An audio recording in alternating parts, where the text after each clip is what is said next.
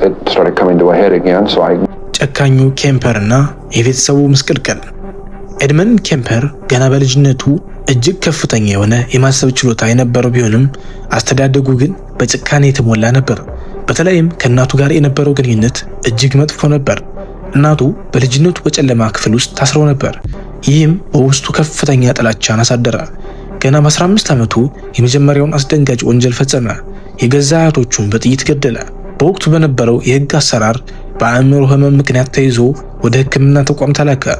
ሆኖም ግን እዚያ ያለ ዶክተሮችን በማታለል ተፈውሻለሁ ብሎ በ21 ዓመቱ በነፃ ተለቀቀ። ይህ ትልቅ ስህተት ነበር፣ ምክንያቱም እውነተኛው አውሬ ገና አልወጣም ነበር።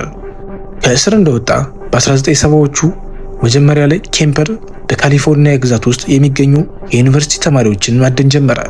ግዙፍ ቁመትና 2 ሜትር ከ6 ሳንቲሜትር የነበረው በመሆኑ ተማሪዎቹ እሱን አይፈሩትም ነበር። በመንገድ ላይ የቆሙ ተማሪዎችን በመኪናው እየጫነ ወደ ገለልተኛ ቦታ በመውሰድ በአሰቃቂ ሁኔታ ይገድላቸው ነበር። በአጠቃላይ 6 ወጣት ተማሪዎችን በዚህ መልኩ ገድሏል። ኬምፐር ሰዎችን ከገደለ በኋላ አስክሬናቸው ላይ የሚፈጽመው ድርጊት እጅግ ዘግናኝና ለማመን የሚከብድ ነበር። በሚያስደንቅ ሁኔታ ኬምፐር ይህንን ሁሉ ወንጀል ሲፈጽም ፖሊሶች በጭራሽ አልጠረጠሩትም ነበር። ምክንያቱም ከፖሊሶች ጋር ቡና እየጠጣ የሚወያይና የሚቀልድ ደግ ሰው መስሎ ይታይ ስለነበር ነው።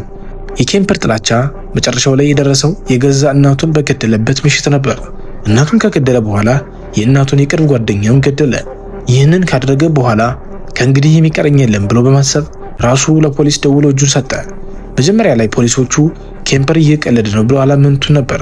ነገር ግን ቤቱ ሄደው ሲመለከቱ ያዩት ነገር እጅግ ዘግናኝ ነበር። በፍርድ ቤት ቀርቦ በነበረበት ወቅት ኬምፐር ስለፈጸመው ወንጀል ያለምንም መሳቀቅ በዝርዝር ተርኳል። እንዲያውም ዳኛውን ለእኔ የሚገባኝ ሞት ነው ብሎ ጠይቆ ነበር። ይሁን እንጂ በወቅቱ በካሊፎርኒያ የሞት ቅጣት ስለታገደ በ8 የዕድሜ ልክ እስራት ተቀጣ።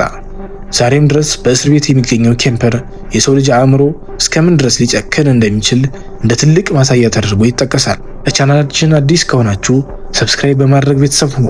በቀጣይ እስክንገናኝ ቸር ሰንብቱ።